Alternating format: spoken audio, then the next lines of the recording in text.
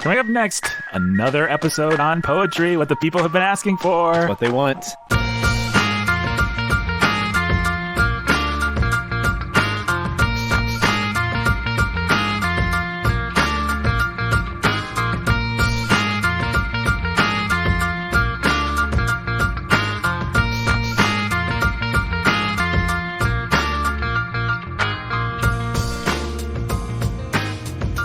Hey everybody, welcome to the Bookening. This is Nathan Albertson, your humble and obedient host, joined by Brandon Chastain, the scholar who's a baller of reading. Hey! Ghost Brandon right there. Ooh. And I believe that they told me last episode that Brandon wasn't on that I should be referred to as the Lord of Validation. The Lord of Validation? Yes. Why? I don't know. I was just validating everybody left and right, making them feel good. I should listen to that episode. We had Dubstep Danny on, talk about the Witness for the Prosecution movie. Dropped yesterday, right? Yeah, as of this recording. And we talked about, we argued about old Agatha Christie a little bit more. Yeah. And of course, I was accommodating to her viewpoint. I accepted that Agatha Christie was great, and I was the Lord of Validation. Oh, wow. Yeah. Did you really? No. Oh. But so was this a sarcastic title then? Maybe they think it's sarcastic, but I felt like I was pretty validating. Yeah. If you listen to the episode, you'll see that I think I get a bum rap, Brandon. Yeah. As a Christie hater, I think it's okay for people to like Agatha Christie. Even though she's horrible. Even though she's horrible. Stupid. And the people that like her are horrible. Yeah. You know, I think... But you get a bad rap for thinking those things. Yeah, I get a bum rap. Yeah, I see your point of view, Nathan. It's an accurate bum rap. Yeah. No. Listen, this has been this is the 5th episode now where the gang's not all together. Jake's in a meeting right now. He is. And he's important. We should say, we do not plan to make this a thing, you know? No, we don't. You keep saying that, though. I know I keep saying that. I mean, probably people are wondering, like, what's going on? The gang's breaking up. Mommy and Daddy still love you. Yeah, Mommy and Daddy still love you very much. That's the most important thing to understand. No, Mommy and Daddy still love each other very much. Daddy just has a meeting, and Mommy is getting drunk behind the tool shed. Next episode will be the beginning of a long series of episodes where we will... Not be Jakeless. Not be Jakeless, not be Brandonless, not be Nathanless, not be everyone but Nathanless. That was kind of weird. We will just be together, all three of us. Brandon? Yeah. The people asked for it. They did. Another poetry episode. This will be, I guess, the third one. And that one that, let's face it, it was really an episode, but it was, the sound quality maybe wasn't the best, so I released it as a bonus episode. But people liked it. Yeah, they did. The Incandescent Meredith was on. She drilled you on some questions. She did. My wife was on there. Your wife was on there too. The lovely Anna and the Incandescent Meredith both appeared. Happy we were to have them. Yes. Two fine ladies. Mm-hmm. But what we thought we'd do today is talk more about poetry. Yes. And what we wanted to do, because I don't want to say we got technical, but we talked a lot of theory and we talked some craft and everything last time, and we wanted to give some examples. Which was good. Yeah, I really enjoyed it. And we thoroughly apologized, I think, for our previous crazy stance that only men like poetry.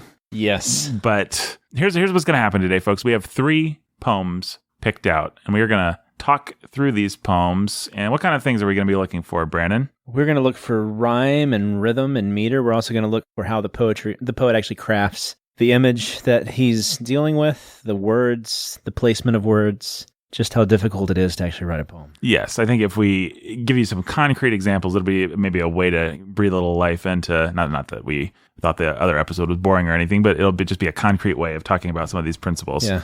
Well, should we start with Yeats? Yeah, absolutely. Yeats. So one of my favorite Yeats poems is his poem Adam's Curse, where it's these people sitting on a hill at a summer's end.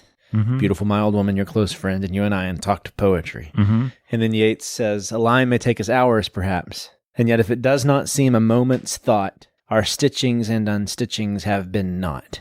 And so I think that's a beautiful statement of what the craft of poetry is and how difficult it is. A lot of people like Tennyson, they like Kipling, those sorts of guys. Yeah.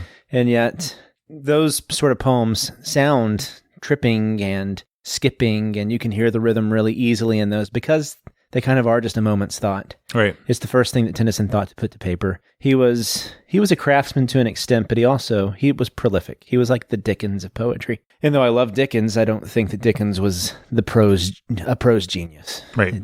Or at least he wasn't meticulous about his prose. Maybe we should put it that way. Right. I think that line helps you realize what goes into writing a great poem is it is the right word at the right place, the right word at the right time. I think which poet is it that said that?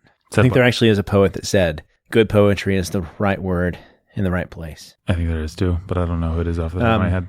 I mean, you have your other famous expressions of what of a poem is. For William Wordsworth, it was a spontaneous expression of emotion, contemplated in tranquility, right? Yeah, great. And so, there's an element of truth to it that poems are about emotion and feeling, and they marry the feeling we have about the world with the imagery about the world. Right. And so there's that balance that has to happen in a poem, but then that has to be evoked through words. And so there's the right word, and then there can be the wrong word. Right. And then you have to balance that with the image you're trying to build, but also then with the sound of the poem as well. And so a whole line can just shift and change because you just decided to change one word. Yes. And so it can be a really difficult craft. If anybody out there has ever tried to write poetry, it's pretty hard to write a good poem. Yeah, it's a precision craft.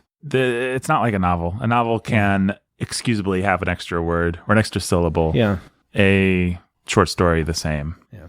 Because with a poet, they're thinking about the sound of a word. And the sound of a word can balance with the other words that happen later on in the poem. Mm-hmm. One word can change the other words that should appear in that line just because of the consonants and the balance of consonants within the line. I mean, it's a very musical way of looking at language. Yeah. Yeats has another essay where he talks, it's actually his essay on the Psalter. He's talking about some weird Psalter that was being written. And he says that for him, he can never write lyrics because his poetry kind of is like this three-dimensional thing where it has its own sort of music. And that's the secret of poetry, is that a good poetry always kind of has a music to it. Yes. And you get an ear for it as you read more of it. But it's the way that vowels and consonants balance off of one another, the way that you have internal rhymes, and the way that you have structure with like chiasms and things that are occurring within the poem. And you can look for these things. And good poets are going to have an ear for it and build it into their poem. It's just natural. It comes to them. And so all that to say, if you then have a line that you've used in a poem, and then you have like three other lines that follow that, in good poetry, those three other lines are going to depend on the words in that first line. Right. So you change one word, and suddenly everything is up for grabs. Yes. You have to start changing other words because maybe that was a B instead, but now it's a K, but you used a lot of B sounds down here, or P sounds, to kind of have that same quality. So now those have to change to just so the sound, it goes back to how it should be. It's like a ball of yarn. You can start pulling on it and it can completely fall apart on you. Yep. You can lose a poem because you realize a word's not working here, and then suddenly the whole thing collapses like a house of cards. Yeah, and I know that with prose stylists, this can happen too, but absolutely. With poetry, the metrics that are at stake, and if you're trying to write a sonnet, for example, the tradition of a sonnet, the iambs that you have to use, the rhythms and rhymes that you have to use, can be very difficult. Right. Very tricky. And so, anyways, that's kind of what we want to show. Yeah, absolutely. By looking at some poems. Best way to do it is to do it. So let's read one. Absolutely. Now, Brandon, let me ask you this, though, so that I don't mess it up and embarrass myself. How do you read a poem? This is something I think we didn't talk about last time. Yeah. The way that poetry is read when it's read poorly. Mm-hmm. And I think this is the way that most people will read it. And people actually argue about this and fight about this. I actually read recently a pretty respected poet who says, no, you're supposed to read the stops at the end of the lines. That's why they're there, right? And so the thing that you don't do is you don't give overemphasis to the meter. Mm-hmm. So you don't say like, shall I compare thee to a summer's day? Thou art more, That's how a bad poetry reader, a high school kid just trying it out. Or let me not to the marriage of true minds admit impediments. Love is not love that alters when it alteration finds, or bends with the remover to remove. Right.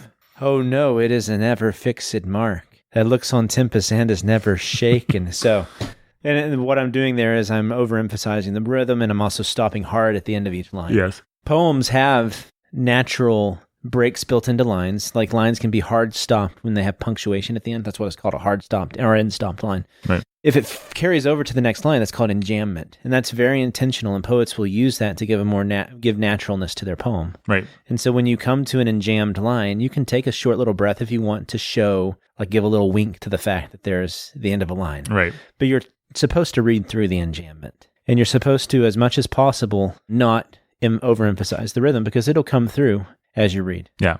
So you don't want to overstress the rhymes. You don't want to overstress. In fact, good poets use enjambment, and they meter and stuff like that to help even to hide the rhymes. So like if you read a sonnet by Shakespeare, it's not overly obvious where the rhymes are when you read it. And that's on purpose. They're there because they help give a repetition and structure, but it's implied. It's like a good meal. Yeah. The spices are implied. Right. So I'm going to read The Wild Swans at Cool by William Butler Yeats. The trees are in their autumn beauty. The woodland paths are dry. Nope, that's not how you do it, folks. Don't do that, That's Nathan. the wrong way. The trees are in their autumn beauty. The woodland paths are dry. Under the October twilight, the water mirrors a still sky. Upon the brimming water, among the stones, are 59 swans. The 19th autumn has come upon me since I first made my count. I saw, before I had well finished, all sudden mount, and scatter wheeling in great broken rings upon their clamorous wings. I've looked upon these brilliant creatures, and now my heart is sore. All's changed since I, hearing at twilight the first time on this shore, the bell beat of their wings above my head, trod with a lighter tread. Unwearied still, lover by lover, they paddle in the cold companionable streams or climb the air. Their hearts have not grown old. Passion or conquest, wonder where they will, attend upon them still. But now they drift on the still water, mysterious, beautiful. Among what rushes will they build? By what lake's edge or pool delight men's eyes when I awake some day to find they have flown away? So what do we want to talk about here? The way he goes about building this poem? What kind of a poem is this? Is this a particular form? Not really. This is kind of a unique form here. How do you tell if you're just looking at a poem? I guess you know the forms. I mean, you would know the forms. You would have studied like what was a ballad, what's a sonnet, what's a villanelle, what's a sestina, what are these other forms? And so, I mean, it has a structure to it. What's the structure? So the structure, if you look at dry and sky, definitely are rhyming, right? And so one way you can go and start thinking, is there a structure to something, is find the rhymes and then go to the next stanza and see, are those rhymes still there? Mm-hmm. So with a poem, it's broken into stanzas. And so this one is built of 5 stanzas. Mm-hmm. And each stanza is 6 lines. It's also known as a sestet. And so with the 6 lines, we would go to dry and sky. That's line 2 and 4. There aren't any other obvious beauty, perhaps. Might be an off rhyme with dry, but you can go ahead and discount that by looking at the next stanza and seeing that me and count do not rhyme. Right. So beauty is not intended to rhyme with dry. Count, though, does rhyme with mount. So 2 and 4 definitely are rhyming lines, right? Then here you can see something interesting where rings and wings rhyme. Mm-hmm. And so if you go back to the first line, obviously then stones and swans, it's meant to be a slant rhyme. It's a slant rhyme. Yeah. Because if you look at the other stanzas, he does a line of 5 and 6. So a lot of students will make mistakes in trying to figure out rhyme scheme and stuff like that, just the basic bones of a poem, because they won't look and compare it to the following stanzas. Because you can be thrown off by slant rhyme or thrown off by something that looks like it may be supposed to be a rhyme, such as beauty and dry. But obviously the rhyming lines in this poem are 2, 4, 5, and 6. Mm-hmm. So if you were to write it out, it would be A, B, C, B, D, D. Would be the rhyme scheme here. And the other thing you want to do is see, is there any relation between the rhymes in the first stanza and the second stanza? Because you want to know, is this what you might call an interwoven pattern? Right. Are they building off of each other? And I don't necessarily see that there is. But they all follow this same pattern. You have soar and shore, head and tread, cold, old, will and still, beautiful pool. Again, that's kind of a slant rhyme, and day and away. So the trees are in their autumn beauty. So that's the trees are in their autumn beauty. Kind of ends with a little amphibroch there, but it's kind of iambic in its meter. The woodland paths are dry under the October twilight, and that's a little more complicated. Right. But still, it's kind of dealing with iams. Pretty simple meter going on here. He's playing around with it some, like mirrors is not. Mirrors, if you're going to force it to be an iam. It's a trochee there. Mirrors a still sky. And so some complicated things going on with his rhythm. He's a modernist. Right. Early modernist, but still. So what kind of rule would he be holding himself to make this poem be a poem when he sits down to write it? If he can kind of... It's going to be primarily iams. Mm-hmm.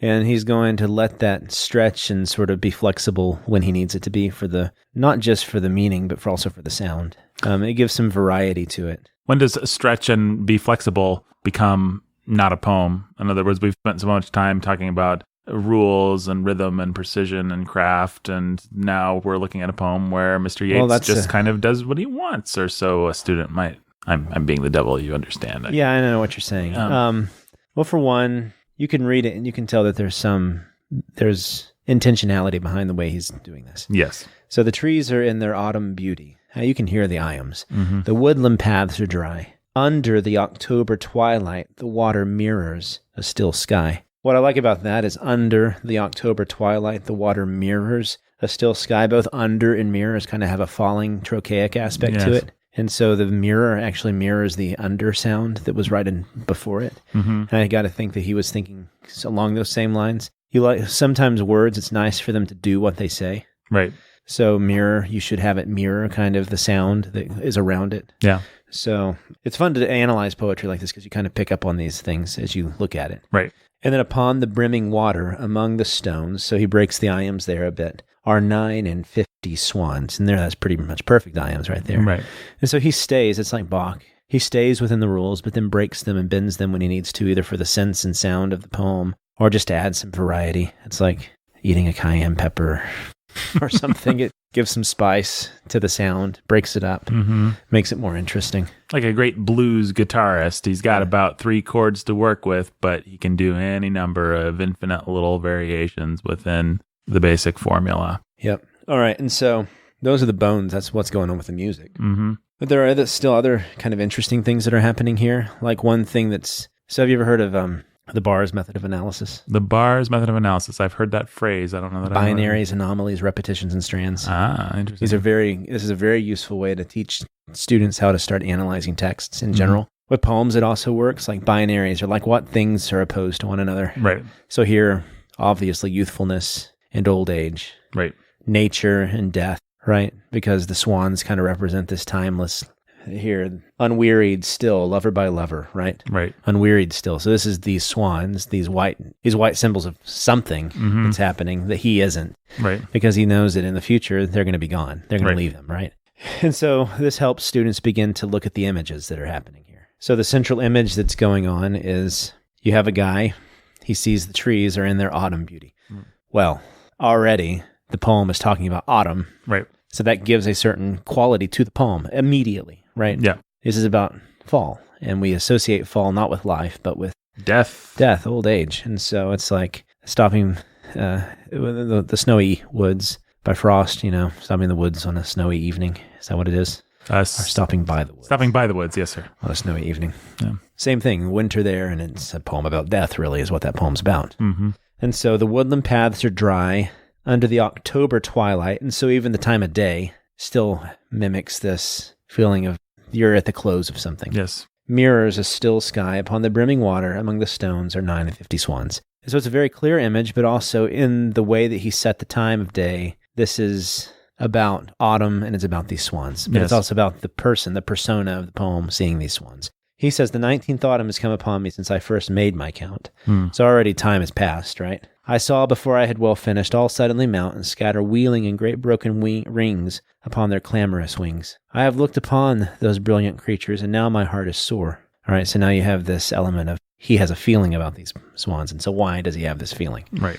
All's changed since I, hearing at twilight, the first time on this shore, the bell beat of their wings above my head, trod with a lighter tread. Unwearied still, lover by lover, they paddle in the cold, companionable streams or climb the air. Their hearts have not grown old. Passion or conquest, wonder where they will, attend upon them still. So the poet obviously sees these swans, and he has changed. Yeah. He's become weary. It's been 19 years since he first saw them, and he wishes he couldn't have to change. And it makes him sad. Yeah. And then the last stanza just kind of, there's also an element of the twilight. This is like the time of the fairies, and Yeats was a mystic. Yeah. And so he was a weird guy. But he wished that he wouldn't have to grow old. He wished that he could find the land of the fairies. A lot of his early poems were about this. Him trying to find, like, the stolen child, stuff like that. Right. Song of Wandering Aengus. But now they drift on the still water, mysterious, beautiful. Among what rushes will they build? By what lake's edge or pool delight men's eyes when I awake some day to find they have flown away? And so then if you start looking at the image and you start realizing, well, there's all sorts of things that these swans could symbolize and be a metaphor for his ability to write poetry, his love of beauty, his desire, his vitality, his youth. But that's kind of what the binary helps you realize is the swans are supposed to be opposed to something. Right. And it's him. It's whatever he's feeling about himself, whether it's good or bad, whether it's a narcissistic poem or what. Right. But and then the other thing that you want to do is then look for like similarities, things that are repeated. Anomalies are things that stand out, things that are weird. But that actually, the repetitions in this poem are interesting because you realize like twilight gets echoed in the third stanza where it becomes the rhyming word, hearing at twilight, right? Mirror is a still sky. Look at the end of line stanza 4. Passion or conquest, wonder where they will, attend upon them still, but now they drift on the still water. And so he works in these words that he had used in the first stanza. He builds them and stitches them throughout the poem, which also helps give a rhythm and a meter to it. Tightens it up. Yeah. Yeah, and so swans are an important imagery for Yeats. I'm trying to find here it is, because I think he took on the form of a swan. Yeats took on the form of a swan? 2 swans came flying up to him, linked by a gold chain each to each, and with low murmuring laughing speech lighted on the windy grass, they knew him. So there's a story about Bailey and Island that he wrote when he was younger.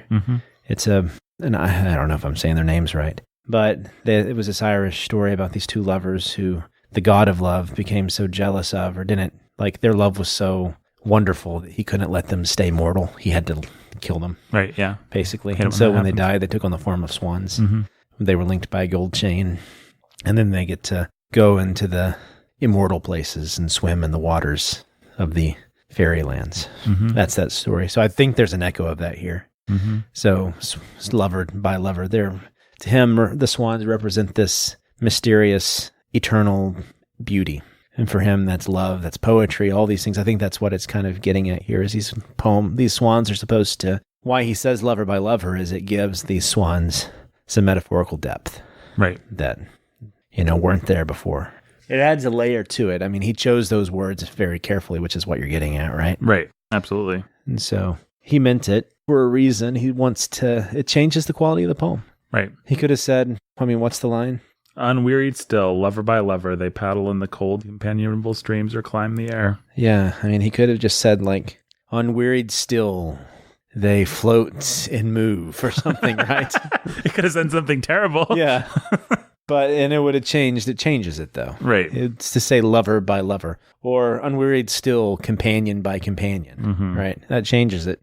Friend by friend. So he chose lover by lover because I think I kind of would assume because of his love of that old story. It's kind of an echo of that for him. Yeah, absolutely. But even without even if you don't know that, yeah, it gives you that feeling in your bones of, oh, the lovers are flying away. Yeah. It makes it all that much more deathly and that much more, my youth is deserting me. And loving and lovers are the province of the young. And we're in this twilight autumn. So what should be flying away on companionable streams, going somewhere else, making a vision for someone else to see and not for me, but the lovers.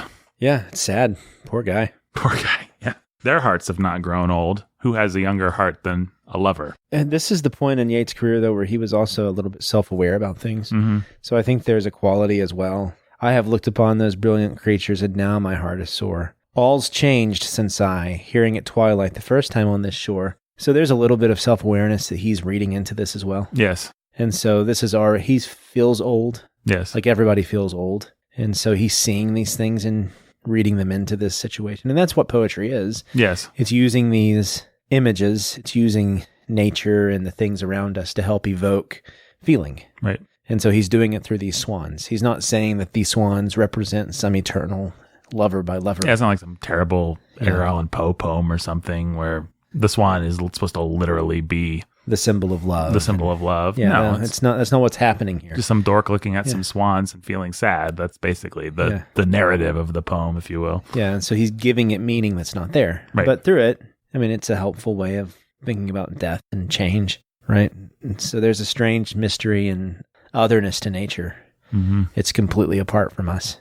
And it does seem to be unchanging to an extent. And yet here we are. We grow old and we die and we change. And we do. There's nothing we can do about it. Well, funny thing about that, me and the incandescent Meredith, our love was so strong, we actually made an Irish fairy very angry, and we're due to be turned into swans and destroyed. Wow. Old Angus is going to get you. Yeah, it's really unfortunate. Should we move on to the next poem, or is there anything else we want to say about the wild swans at Cool? I don't think there's any more to say. I mean, I'm sure there's quite a bit more to say. No, we've actually said everything that's possible to be said about this poem. I don't know. I mean, do you feel like we've gotten enough out of it for the sake of this? Yeah, I think so. I mean, I like bell beat, the bell beat of their wings. What does that mean? Is that a phrase, or is that a phrase that he invented? The bell beat. I think it might be just something he invented there. Does that mean that their wings ring? Yeah, kind of has a ringing quality. One thing to note is I have looked upon those brilliant creatures. There's a falling quality to the end of each line. Right. That I think is nice. The longer lines, all's changed since I hearing at twilight. It's a feminine ending to each of the lines. Feminine is where the stress is before they end on an unstressed word, right? An unstressed syllable. And so that's interesting because it sort of gives each line a weakness. Yeah. Because they're called feminine because they sound weak, right? And so when you read it, the trees are in their autumn beauty. Right. Right. And the trees are in their autumn, I don't know what cheap word you could put there. The trees are in their autumn. The trees are in their autumn time. Yeah, there you go. It's a stupid line, but that's a masculine ending. Yes. But the trees are in their autumn beauty. Gives it a softness that I think fits the sort of softness of what he's getting at here. This guy who's sad and thinking about his death. Right.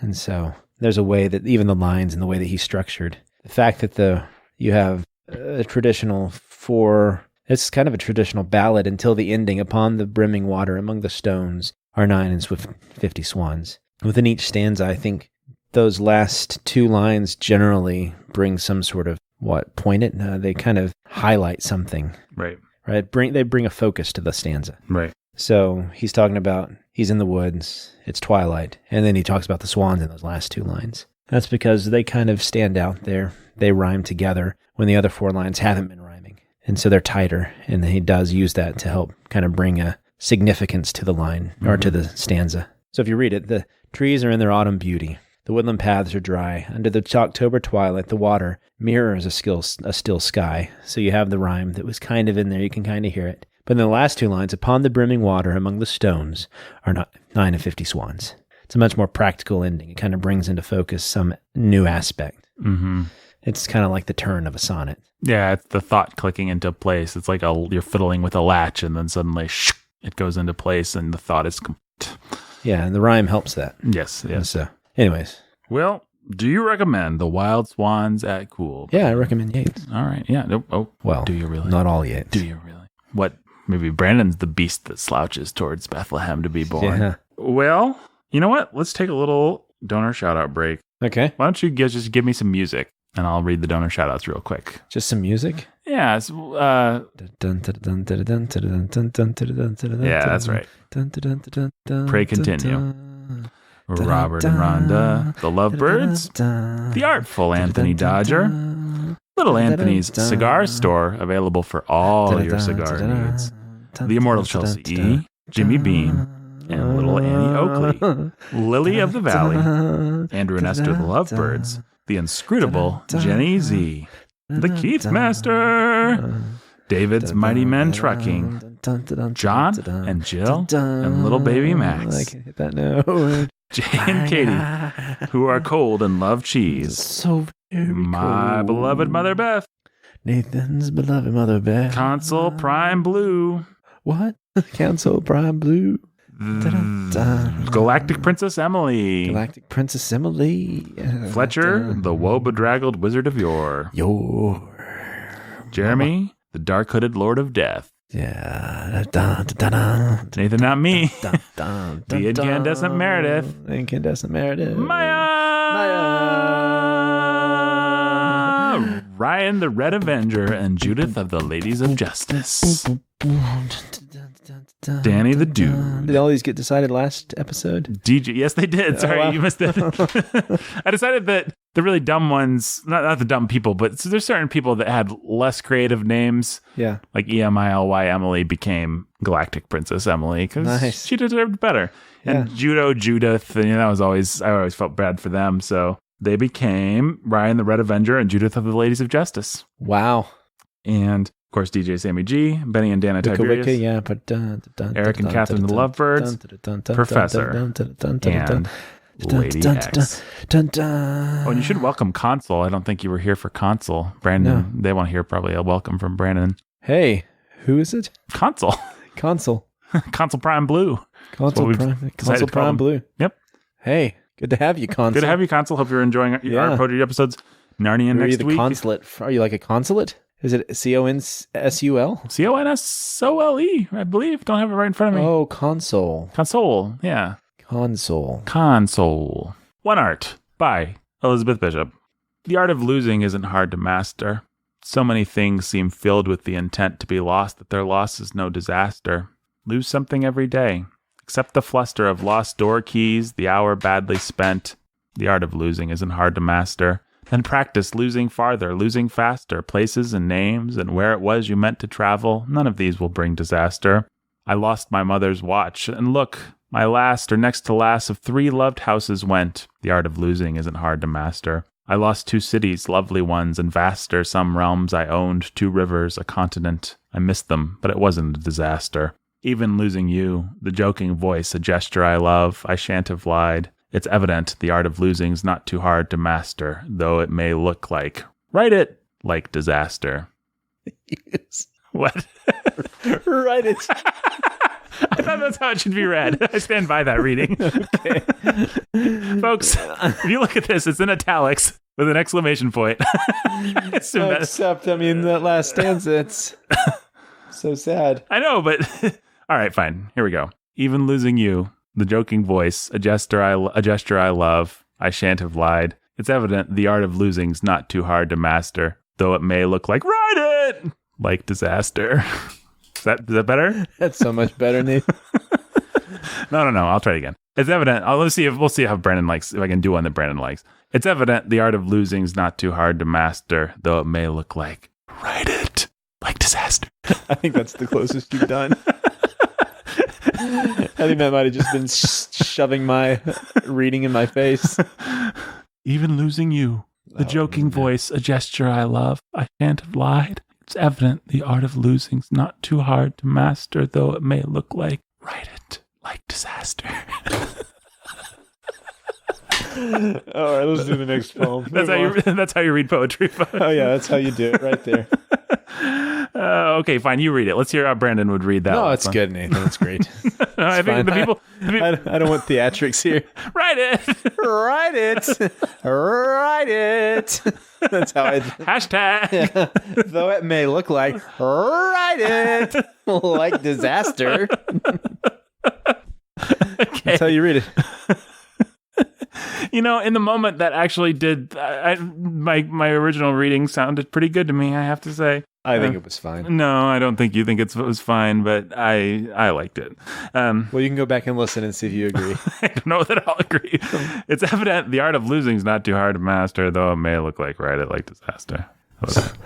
Let's just move on. Let's just talk about the poem. Okay, I think people get the point. It's evident the art of losing is not too hard to master, though it may look like write it like disaster. No?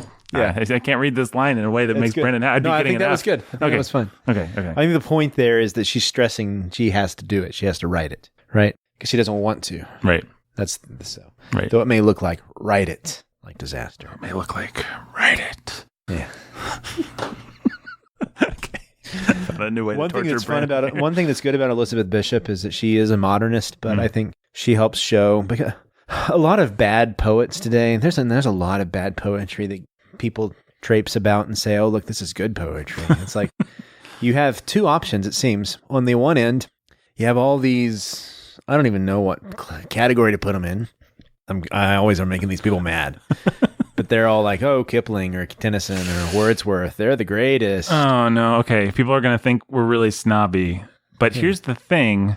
We're correct. Yeah. I mean, and that's because there's no maturity to what they're doing. What do I mean by maturity? Well, I mean, with children's poetry, like a good children's poet, the rhyme and the rhythms are going to be they're going to be blatant. They're going to be out there in the open for you to see. Right. Because that's part of the fun of a children's poem is it's teaching children how fun poetry can be with the sounds and the words, and how goofy words can be in there. And so Shel Silverstein, to an extent, really is okay at it. Those may even be shots fired. But the really good ones are like A.A. Milne. It's really generous of you. What? Shel Silverstein is, to an extent, Yeah. okay at it. I'm with you 100% though. I mean, I've read some of his stuff, and it's like some of it's just silly. Like, he doesn't give children the dignity of thinking that they need a poem that's about something that's mildly interesting and not just goofy. Yeah, I agree. Sorry, guys.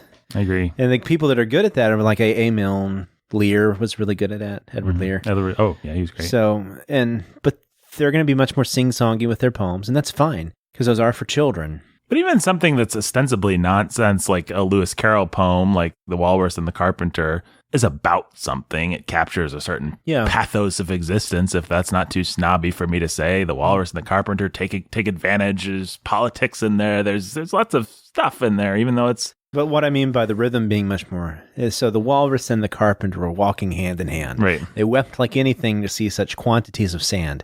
If this were only swept away, they said, it would be grand. But it's because that's the way the poem asks you to read it. It wants to be more musical and tripping and moving you forward, because it's supposed to be fun for children. And actually, it's very difficult to write good poetry like that and to make it actually work. It is then difficult to write something like Kipling or Tennyson and make it work as well.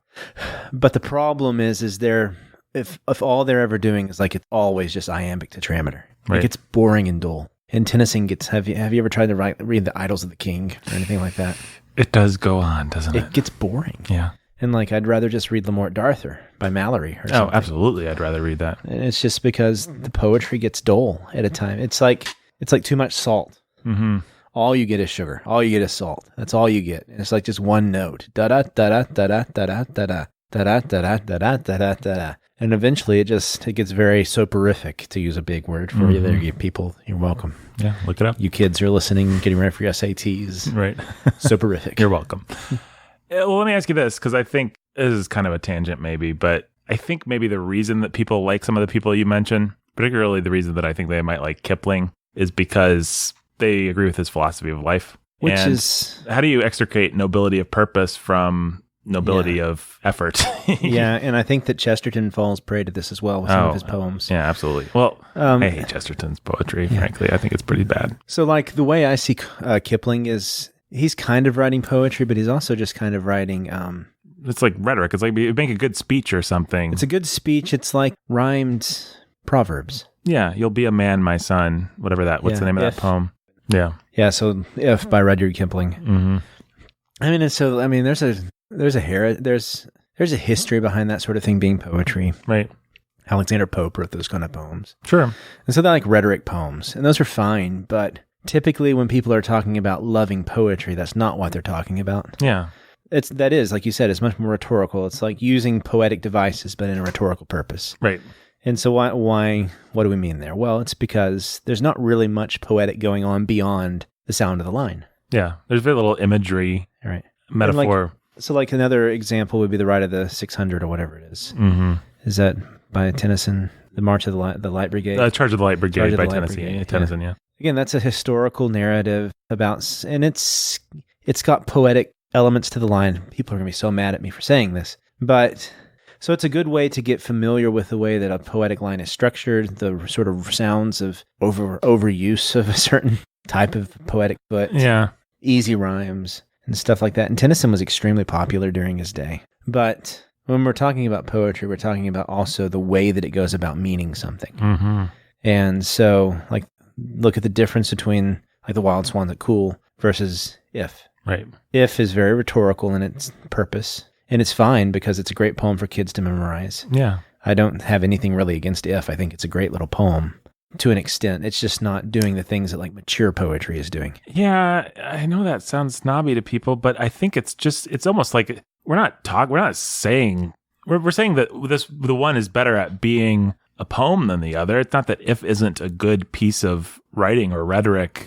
If is very good at doing what If wants to do. What If wants to do is not the kind of poetry that we're primarily talking about. And I think that when people are talking about not being able to get into poetry, that's the kind of poetry they're talking about. Right. If they can be on board with children's poetry, they can be on board with. There's these other things that they have more trouble with. Right. And so it's like this poem, One Art, right? So Elizabeth Bishop, what's interesting about her is she doesn't get very inventive with her sounds. She is a lot of iambs here. Right.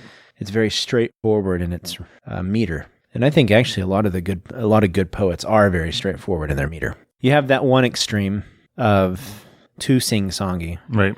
And then all the things they try to say, they're just like platitudes. Right. Then on the opposite extreme, you have things that are way too abstract. They think that meter is like a thing of the past and they don't have to use it anymore. And they're going to build meter in other ways and get creative that way, which that's just the avant-garde. And if you're really, really, really into poetry and the craft of it, some of it can be interesting just to see what they're doing. But otherwise, they're not really writing poetry because poetry has this internal rhythm and music that comes from the meter. Right. And that's part of what poetry is this marriage of the sound of the poem with the image of the poem, the thing the poem's trying to say. Right. And so with Yeats, it was these rhymes and rhythms and things that were inside the poem with the imagery of the swans in autumn and twilight. And so that's always at stake with a poem. A good poet's always balancing those things. It's really difficult to balance all these things. Right. That's why one word, just changing one little word, can change everything. Oh, can I just interject a thought that I've had as you've been talking, which is I really think, to my taste at least, not sure if I'm prepared to say this is an objective truth, but I think I'm close. I think good art, the really great art, good art, how to say this? Good art reveals itself. Great art disguises itself.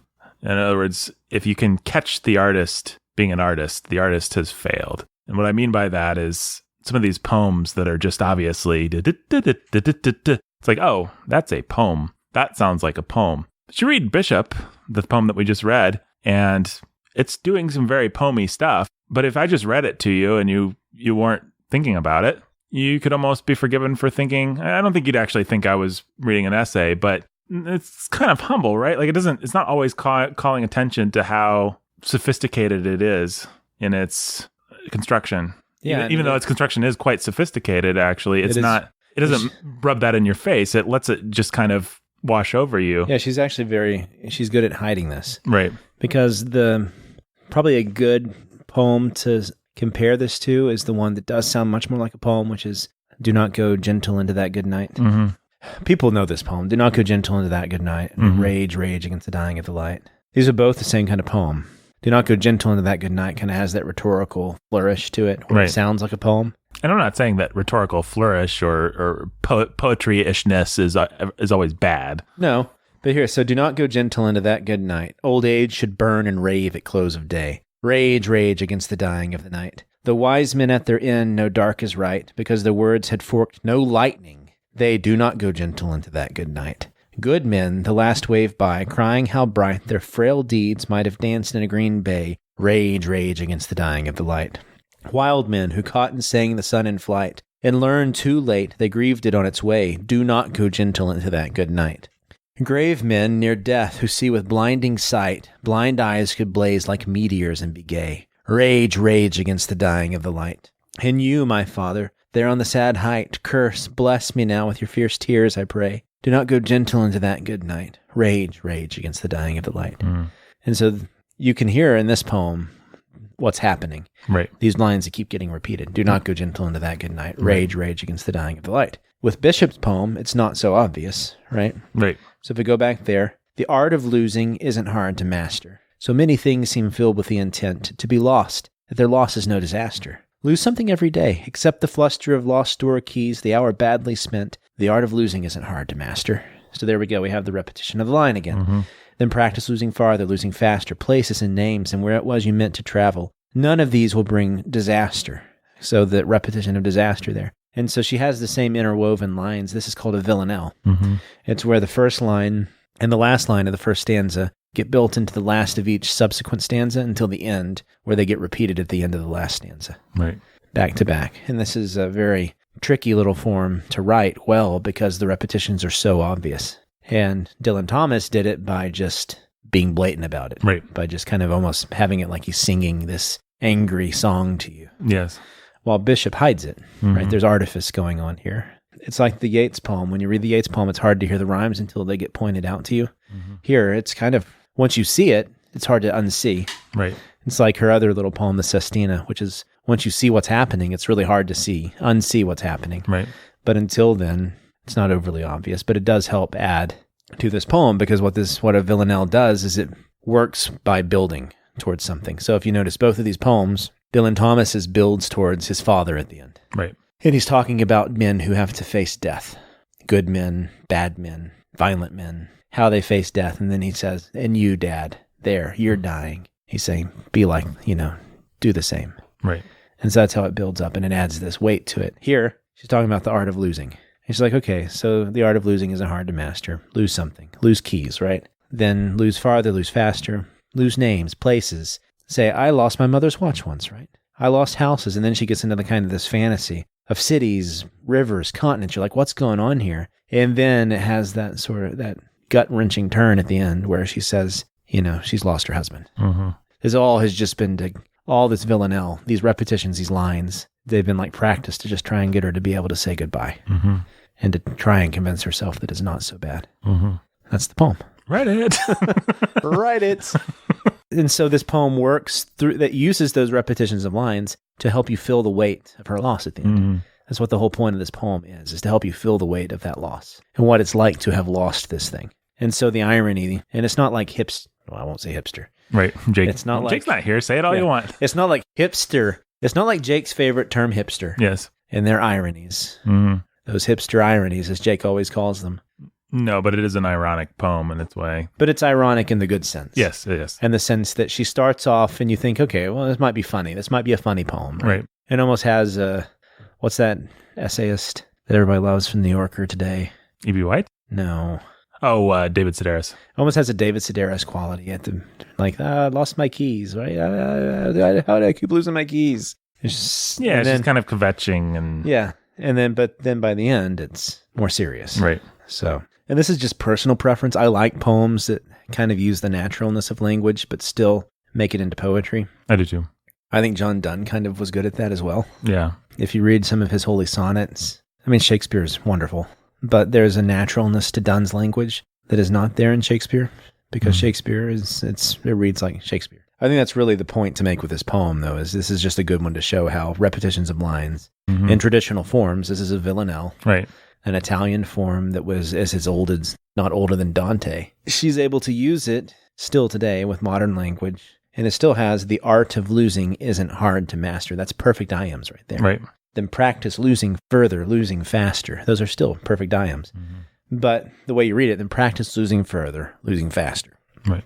It doesn't sound like idioms really, but it is. It's still perfect iambic poetry going on here.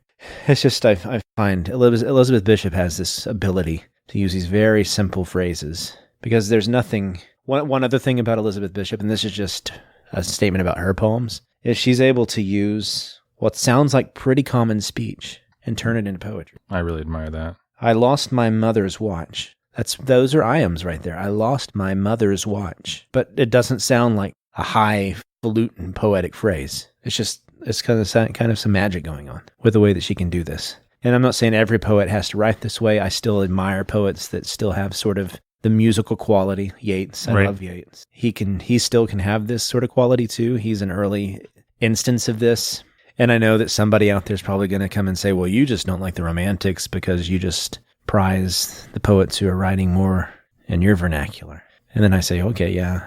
I think that's to some extent true for me at least. Yeah. I enjoy being talked to in my own idioms. Yeah, just like they would too. And I think that's just an aspect of poetry. Call it a bias, but it's one worth acknowledging, I think.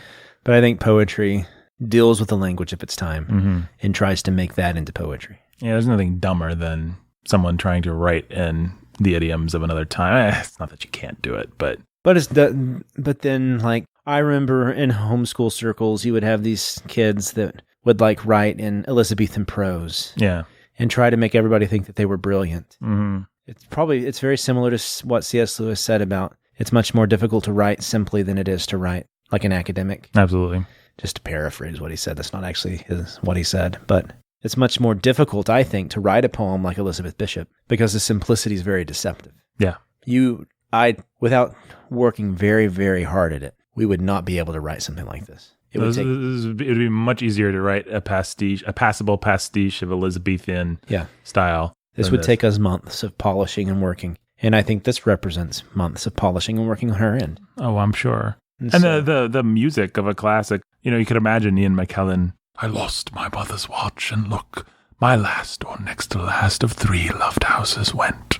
It's all there. Yeah. But she just doesn't draw attention to it. I call it Cormac McCarthy syndrome. It's young boys generally read some Cormac McCarthy and then they think, I'm going to adopt this grandiose, archaic style, and everyone's going to think I'm really cool. And it's like, Cormac McCarthy can kind of get away with that, but actually most people should try and write good modern English. I think it's also a big temptation for homeschool classical people because they are brought up thinking that the only good stuff is the stuff that's really old. And so therefore they can't write anything that sounds modern. Right? Because why would they want to be modern? But one of my favorite things to point out to students when you read Shakespeare is that actually peasants up to the royalty, they all got a kick out of his plays. Right. It's because he was speaking the parlance at the time. And in many ways, he was being innovative and making up words. And he was much more doing things much more similar to like what you see with rap. Yep. Yep. Which is, I know that's going to scandalize somebody, but it's true. He was much more like a Kendrick Lamar or a Kid Cudi. Yeah, he just was. It's absolutely true. Well, let's move on to our third poem. Sure, yeah. Let's end with digging. Let me see if I can redeem myself in the way that I write it. Read it. Read this. Write it. Okay. Maybe I screwed I was taking some interpretive latitude there. I was giving her a little bit of a sarcastic, bitter edge, even as she discussed this painful thing. Yeah. And making her a flamboyantly gay 30-year-old male. All right, I suck. I admit it, folks. Oh, man, I almost feel like you need an Irish accent to really do this one justice. Between my finger and my thumb. The squat pen rests snug as a gun. All right, take it away. All right. Between my finger and my thumb. Yeah, keep going. No, I'll do it right. Between my finger and my thumb, the squat pen rests, snug as a gun. Under my window, a clean rasping sound when the spade sinks into gravelly ground. My father digging. I look down till his straining rump among the flower beds bends low, comes up 20 years away, stooping in rhythm through potato drills where he was digging. The coarse boot nestled on the lug, the shaft against the inside knee was levered firmly. He rooted out tall tops, buried the bright edge deep to scatter new potatoes that we picked, loving their cool hardness in our hands. By God, the old man could handle a spade, just like his old man. My grandfather cut more turf in a day than any other man on Toner's bog. Once I carried him milk in a bottle, corked sloppily with paper. He straightened up to drink it, then fell to right away, nicking and slicing neatly, heaving sods over his shoulder, going down and down for the good turf, digging. The cold smell of potato mold, the squelch and slap of soggy peat, the curt cuts of an edge through living roots awaken in my head. But I've no spade to follow men like them.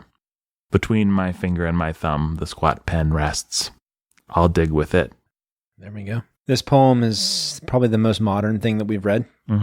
It has some rhymes in it, but rhyme is not an inherent part of this poem. Right. So the most obvious is under my window, a clean rasping sound when the spade sinks into gravelly ground. My father digging.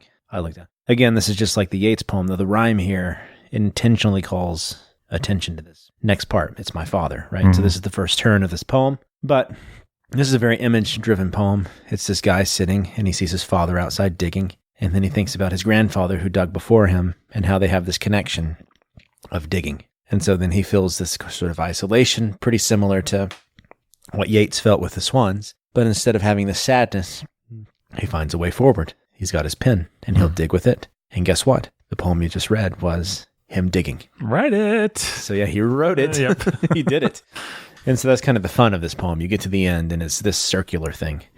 He's thinking about his father and his grandfather, but his act of writing and thinking about his father and grandfather was his being his father and grandfather. So it's his winning. It's his way of connecting to them through this nostalgic looking admiration of them. And obviously it's not completely being on equals with him. When I read this poem, I always get a sense of sadness that he, in his chosen vocation, can't quite be the men they were. Right. And I do think there's a loss to this poem, which I like a lot. I felt that same thing. This poem speaks to me directly because my dad is a manly, hardworking man. And I'm not saying I'm not a hardworking man. You're a hardworking man. But he's got, the life that he was dealt and given meant that he had to work in a way that I never have had to. And his grandfather before him, his father, they had to work in ways that I don't have to. And it's part of modernity. It's part of being a modern Gen X. What generation are we? I don't know. We're not quite millennials. But whatever it is, that means that a lot of the jobs we have nowadays means that we don't go out and get our hands dirty. Mm-hmm. Right. And so how does he feel this connection? Well, he feels it by showing his admiration for them, by putting them into a poem, by digging, by working with. And so going back to kind of bring this podcast full circle, with Adam's curse, he says, it's better to go down upon your marrow bones and scrub a kitchen pavement or break stones like a pauper in all kinds of weather. For to articulate sweet sounds together is to work harder than all these, and yet be thought an idler. And so what his point is that it's hard to write poems like this, and yet people think you're an idler if all you are is a poet, right? And yet it's hard work. In the Yeats poem, people don't go hating on Yeats here because the poem is more complicated than that. And there's kind of an ironic turn at the end where the poem is kind of making fun of the poet for giving so much credence to his craft, taking it so seriously, right? But there's some truth to it. And I think the truth is that, like we've been stressing with this poem, the right words, the right rhythms, the right lines and groupings of lines really matter in a poem, and they're hard work to put together. And so if you look at this poem, the point I want to make is that this is the closest to free verse we've seen, but it's still not complete free verse. It's almost very blank verse-ish in the sense of it has a lot of till his straining rump among the flower beds. It's 11 syllables, but it's still it's like within that, it's all shaking and moving around 10 syllables. It's very blank verse, which is Shakespearean, but it's very loose with its rhythms. And the way that he gets his rhythm within the poem is through the sounds of the words. Till his straining rump among the flower beds bends low. And there's a reason that Haney is so sympathetic to Beowulf and the Beowulf poet, because a lot of his poetry comes through imagery, but it also comes through the sound of words in relation to one another. So the connection there is flower beds bends low. It's that the L in the flower, the B in flower beds, with the bends in the L and low. Hear that? Flower beds bends low. Comes up 20 years away, stooping in rhythm through potato drills. You can hear these echoes of the sounds within the words. And so he's instead of using rhyme, he's using the sound of words playing off of each other to help and give it a music. And that's the way that Haney writes a lot of his poems. And people will be like, well, that's not really what the poetry you've been talking about. Well, but no, but it is the Anglo-Saxon roots of our poetry. Yeah. Poetry used to not be based on just rhyme and rhythm. It used to not be based on rhyme at all. It used to be based on the sound of words, alliteration.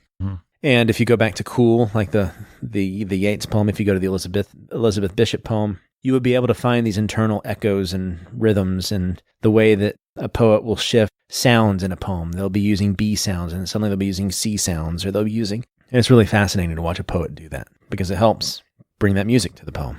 Just the sound of words, these B's and L's and stuff echoing off of one another. You can see it directly in certain places, like what was the one best example I saw? Oh yeah, the cold smell of potato mold, the squelch and slap of soggy peat. Hear the S's and P's there. And then he says the curt cuts of an edge. The curt cuts right there. I mean, that's just direct alliteration, right? And so, anyways, this poem's really helpful, one, to show the way that an image can build meaning, but also then a way a poet can use the internal sounds of words to help write poetry. Does it make sense? Absolutely. And now people can take that lesson that you see here and go apply it to Yeats, go apply it to Bishop, and see that with all the other things they're doing, the rhymes and the rhythms, they also have these internal rhythms to the words and the way that the words relate to one another. And that's what I was saying at the beginning, is the way the words relate to one another matter. If you change smell of potato mold, the squelch and slap of soggy peat, if you change, even though there's no rhyme that's dependent on any of those words, if you change any of those words, you begin to lose that sibilant quality, the squelch, slap, soggy peat.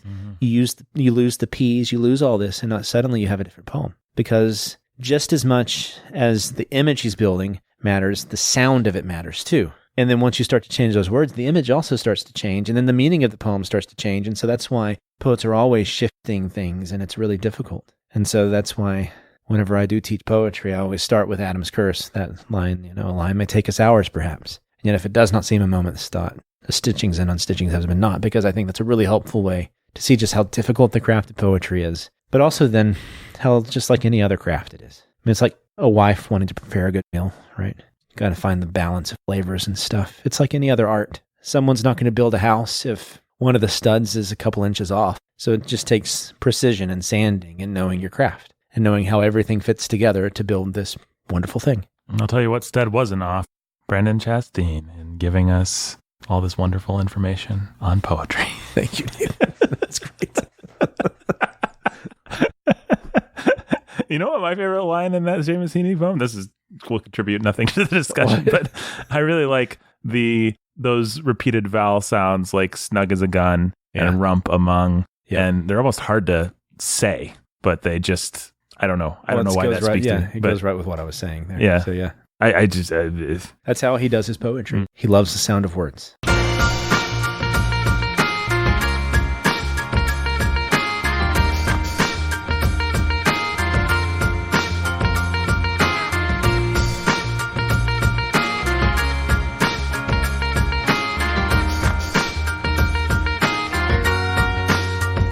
Bookening was written and produced. We'll say Brandon wrote it today because he had so much good information. We'll give him that honor. You can go to patreon.com/The Bookening. Sign up, support us.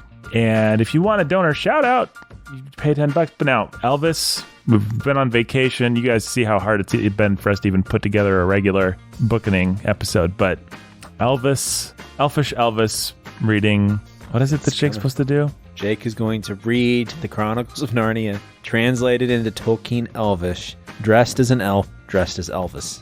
Yep, it's coming, folks. It's very complicated. It's like I'm excited. The Seamus Heaney poem right there. I think we may be the only excited people, but we are excited. No, we are very excited, and we're going to get that done as soon as possible for you, the listener. We are also still working on those T-shirts. They're going to happen. They will happen. They will happen. I'm sorry, folks. Thank you for supporting us just the same. And we'll see you next week for Narnia, Brandon. Yeah. C.S. Lewis.